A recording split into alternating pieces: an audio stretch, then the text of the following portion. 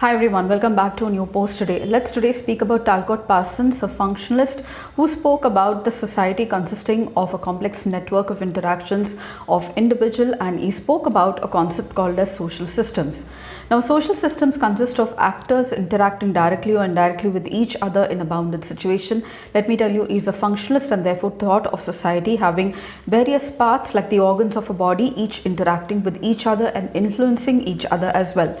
They may be physical boundaries or territorial boundaries as a main point of reference where individuals are oriented, and they are tied into a common focus or common foci with diverse sets of relations and institutions forming because of these relationships like families, political parties, kinship groups, where societies can be regarded as social systems.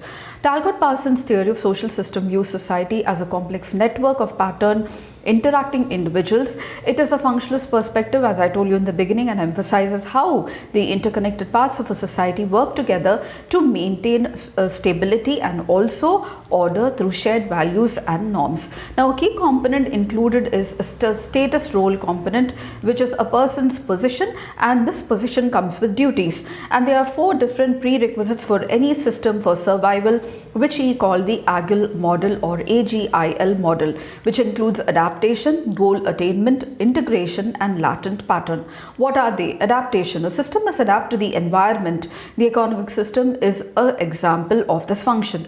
Goal attainment. The system must be able to achieve and set goals. The political system serves this function. Integration. The system must coordinate with its various parts to maintain solidarity and order. The societal community handles this function. And the latent is pattern maintenance.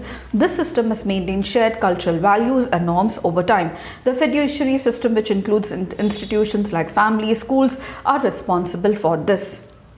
Another important topic he spoke about is when individuals interact with each other, they confront pattern variables, which he speaks of 5 pattern variables or choices, which are dilemmas that actors face in a social situation, bridging the gap between social action and social system.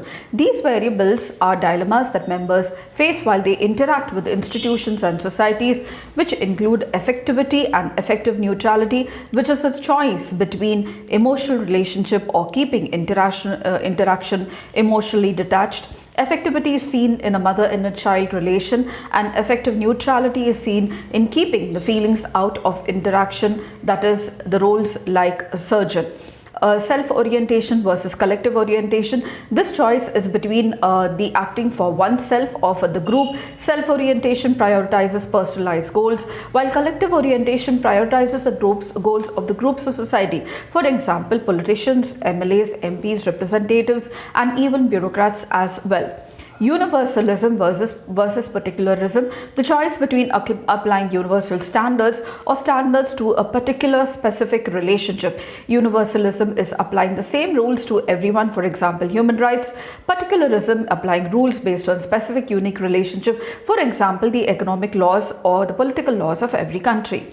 Ascription and achievement. The choice between roles, between who someone is or who someone has done or what someone has done. Ascription depends upon inherent qualities like gender, age, and family background. Achievement is based on the performance, accomplishments, and education of a person. Specificity versus diffusiveness. Now, the choice between roles that narrowly defined or broadly defined. Specificity means the role is limited to a purpose, for example, a doctor-patient relationship. Diffuseness, which encompasses many broad aspects of relationship, for example, kith and kin, and even friendship relationships within the family as well. So these are the most important points I thought I should be summarizing for you for Talcott Parsons' social system, and also the four important functions that a society should fulfill for it to survive and maintain equilibrium or order, and what are the pattern variables that individuals face while interacting with themselves, with the society, and with other individuals as well. So if you did, please do like, share, and subscribe, and don't forget to comment at the end of the video. I shall see you tomorrow in another new post. Until then, it's very happy learning.